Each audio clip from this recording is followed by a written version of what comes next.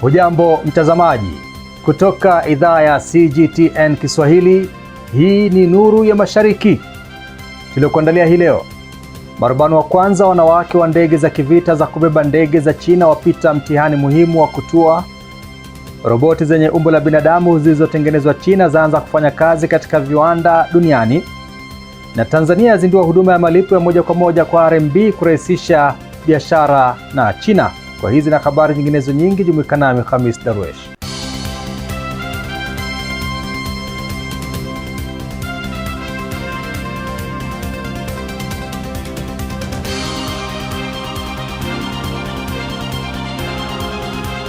China imepiga hatua nyingine katika kuimarisha uwezo wake wa kijeshi baada ya kundi la kwanza la wanawake wanaofundishwa kwa marubani wa ndege za kivita zinazotua na kuruka kutoka meli za kubeba ndege kufaulu mtihani muhimu wa kutua baharini. Ronald Mutie na maelezo zaidi. Kundi la kwanza la wanafunzi wanawake wa urubani wa ndege za kivita zinazotua na kuruka kutoka meli na kubeba ndege nchini China limefanikiwa kufaulu mtihani wa kutua peke yao kwenye staha ya meli wakati wa mchana, na sasa limeanza tena mafunzo ya kutua usiku. Jeshi la wanamaji la China limesema hatua hiyo ni mafanikio muhimu katika kuimarisha uwezo wa operesheni za kijeshi saa 24 kutoka nchi kavu hadi baharini. Katika bahari ya Njano, marubani hao waliongoza helikopta kuelekea kwenye meli na kutua kwa mafanikio kabla ya kuruka tena. Kila mwanafunzi alitakiwa kutua peke yake kwenye staa ya meli inayosonga, huku meli mbili za usaidizi na wafanyikazi wa ardhini wakiratibu zoezi hilo.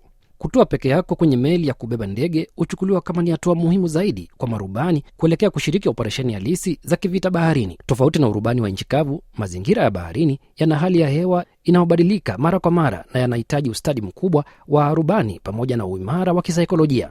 Tunakabiliwa na changamoto kubwa ya kisaikolojia kwa sababu sehemu ya kutua ni ndogo na huathiriwa na mawimbi na upepo wa baharini, jambo linalohitaji udhibiti wa hali ya juu. Baada ya mtihani wa mchana, mafunzo ya kutua usiku yalianza mara moja. Giza lilipoingia na muonekano kupungua, marubani walitegemea vifaa vya ndani ya chombo wakibadilisha mwelekeo wao na kutua kwa uangalifu. Leo ndiyo mara yangu ya kwanza kuruka juu ya bahari. Sikutarajia kuwe na giza kiasi hicho. Kutoka mbali, meli ilionekana kama chembechembe ndogo nyeupe. Shinikizo la kisaikolojia lilikuwa kubwa sana. Bwana Zhang Yingjie ni mkufunzi wa chuo kikuu cha usafiri wa anga cha jeshi la wanamaji la China. Wanafunzi hao bado wanatakiwa kukamilisha mafunzo yote yaliyoainishwa kwenye mtaala na kufaulu mitihani yao ya mwisho kabla ya kupangiwa kuhudumu katika vikosi vya mstari wa mbele. China imetengeneza roboti zenye umbo la binadamu ambazo sasa zimeanza kufanya kazi katika vituo mbalimbali vya uzalishaji duniani. Jacob Mogoa anaripoti hiyo kwa kina. Katika kiwanda cha kampuni ya Beko, mtengenezaji mkubwa wa vifaa vya nyumbani nchini Uturuki, roboti hizo zinazotengenezwa na kituo cha ubunifu wa roboti za kiumbo cha Zhejiang mjini Ningbo zimepewa jukumu la kukagua ubora wa bidhaa. Roboti hizo zina uwezo wa kufungua milango ya jokofu, kuchanganua na kukagua sehemu ya ndani. Kwa mujibu wa kituo hicho cha ubunifu, uwezo mpana wa roboti hizo ndio unaozifanya kuvutia zaidi wazalishaji kama Beko. Tumeunda safu pana na kamili ya bidhaa zinazotuwezesha kuendeleza matumizi ya roboti hizi katika sekta mbalimbali. Katika maonyesho ya Hannover Messe 2026 nchini Ujerumani, ambayo ni miongoni mwa maonyesho makubwa duniani ya teknolojia ya viwandani, kituo hicho kilishirikiana na kampuni ya Schneider Electric kuzindua roboti zenye mikono na magurudumu. Roboti hiyo ina sehemu ya chini yenye magurudumu na sehemu ya juu yenye umbo la binadamu pamoja na mikono inayoweza kufanya kazi mbalimbali. Roboti hiyo inaweza kutumia bomba maalum kuchukua sampuli, kufanya uchanganuzi na kusafisha vifaa, huku ikifikia kiwango cha usahihi wa hadi 99.99%. Mwaka huu pia tulitekeleza agizo kutoka kwa kampuni inayoongoza duniani katika sekta ya usafirishaji na usambazaji ili kusaidia katika usafirishaji na upangaji wa makasha kati ya rafu mbalimbali. Pia tuna bidhaa zinazotumika katika utayarishaji wa mieyusho katika sekta ya dawa za kibiolojia. Benki ya Maendeleo ya China imesema imetoa mikopo ya zaidi ya yuan bilioni 10 sawa na takriban dola bilioni 1.48 za Marekani kwa sekta ya huduma za wazee katika miezi 7 ya kwanza ya mwaka huu. Kiasi hicho ni ongezeko la zaidi ya 50% ikilinganishwa na kipindi kama hicho mwaka uliopita. Tom Wanjala na maelezo zaidi. Benki hiyo ambayo ni miongoni mwa benki kuu za sera nchini China imesema imeendelea kuwa na nafasi muhimu katika kusaidia maendeleo ya sekta ya huduma za wazee, huku ikichochea utekelezaji wa miradi kadhaa midogo inayofikika kwa urahisi na yenye manufaa kwa jamii. Katika jiji la Jining katika mkoa wa Shandong mashariki mwa China, tawi la Benki ya Maendeleo ya China katika mkoa huo limesaidia mashirika ya serikali kutumia mali ambazo hazikuwa zikitumika kwa ajili ya kuendeleza huduma za wazee. Hatua hiyo pia imewezesha kuletwa kwa huduma za matibabu pamoja na watoa huduma za kitaaluma kwa wazee.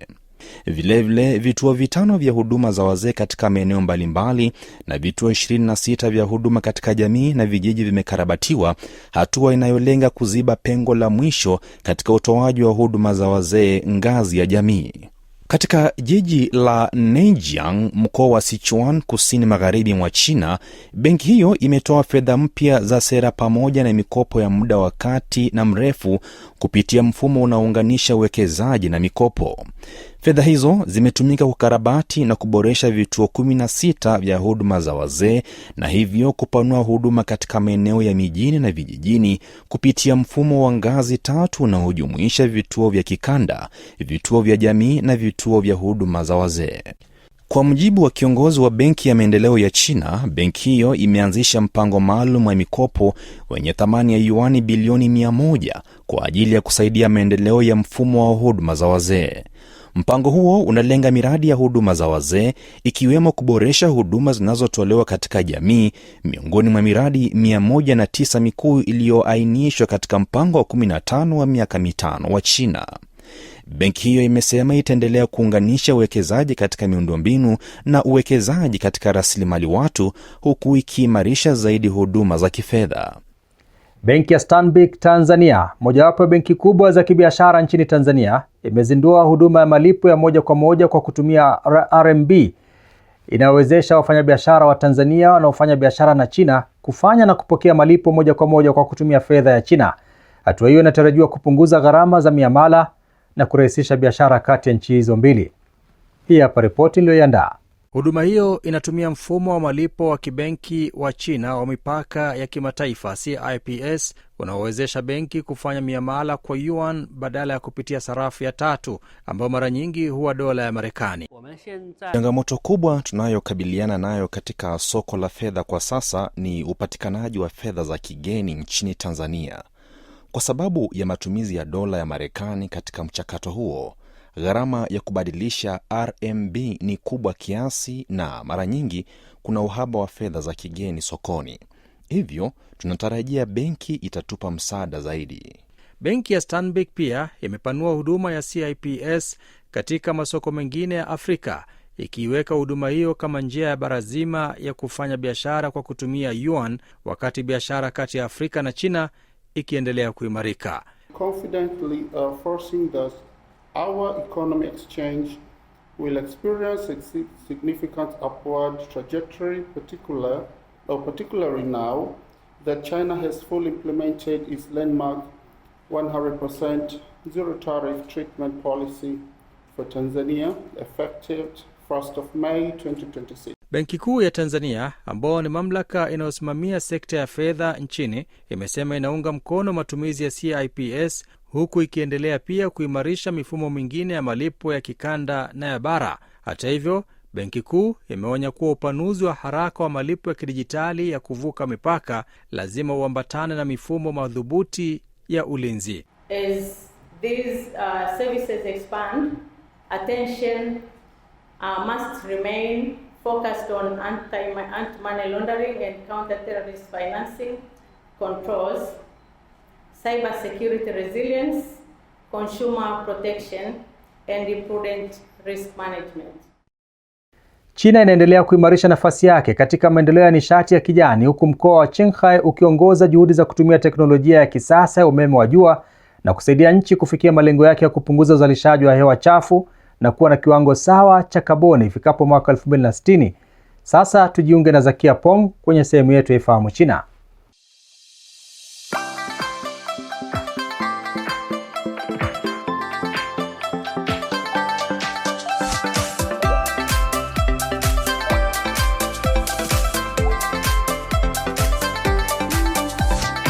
Ujambo na karibu katika kipindi cha Ifahamu China. Mimi ni Zakia Peng. Mkoa wa Qinghai ulioko kaskazini magharibi mwa China unaibuka kuwa kituo muhimu katika lengo la nchi hiyo la kuendeleza teknolojia ya juu ya nishati ya kijani na kutimiza kiasi sawa cha kaboni.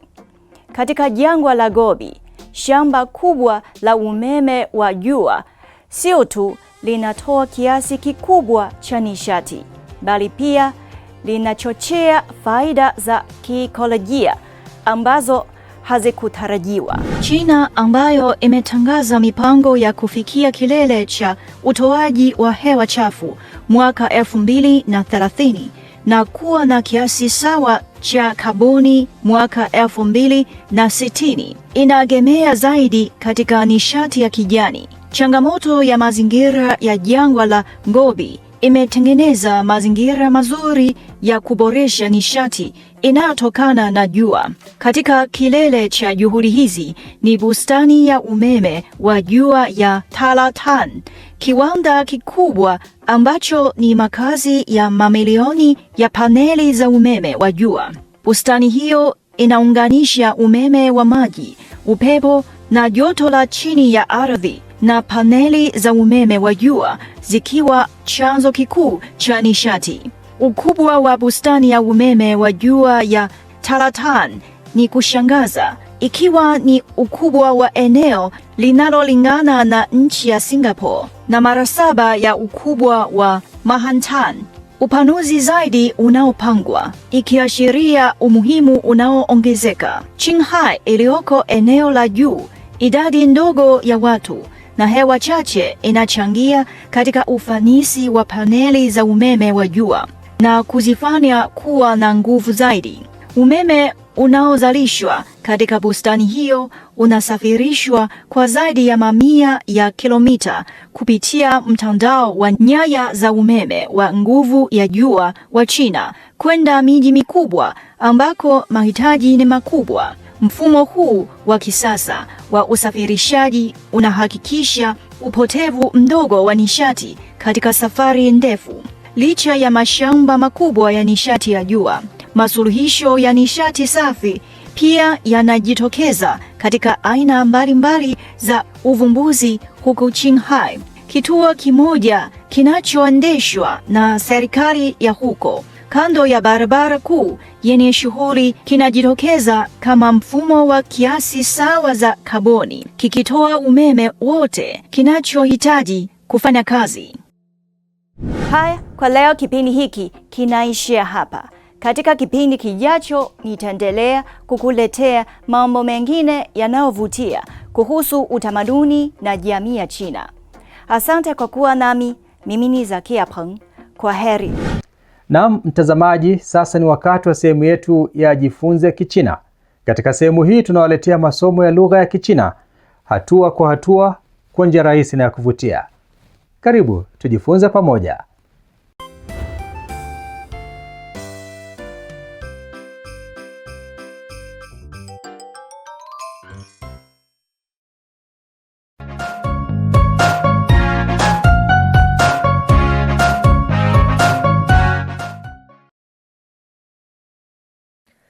Mambo, karibu katika darasa la Kichina la YCT. 第10课，谁跑得快？ Tafadhali soma pamoja nami. 老虎，老虎。第一，第一。胖，胖。瘦，瘦。Sasa tutajifunza maneno mapya. Tafadhali yasome pamoja nami. 些，这些，那些，一些，的，吃得多，说得很好，快，跑得快，知道，你知道吗？不知道，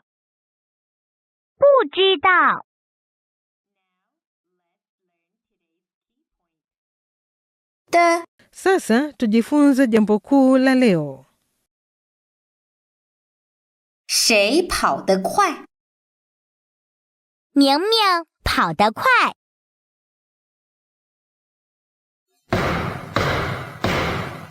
他篮球打得好吗？他篮球打得很好。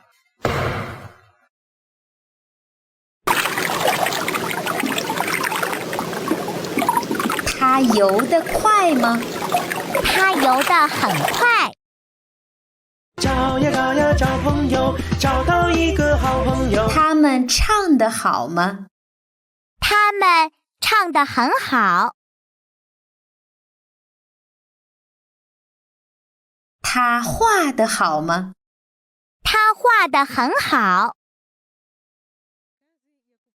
Kazi ya nyumbani ya leo ni kusoma maneno mapya, na kesho tutaendelea kujifunza Kichina. 再见. Naam, ni hulka ya kimaumbile kwamba kila kilicho na mwanzo hakikosi kuwa na mwisho wake. Na kufikia hapa, mtazamaji, sina la ziada ila kuhitimisha kipindi cha Nuru ya Mashariki kwa siku ya leo. Lakini kabla sijaondoka, chukua hii. Tabasamu. Sio kwa sababu maisha hayana changamoto, bali changamoto hizo hazipaswi kuiba nuru ya moyo wako. Mimi ni Khamis Darwish. Maasalam. Kwa taarifa zaidi kuhusu China, unaweza kutembelea tovuti ya CRI Kiswahili na marafiki_CN kwenye Facebook. Pia unaweza kupakua app ya Cheche kwenye Google Play na Palm Store.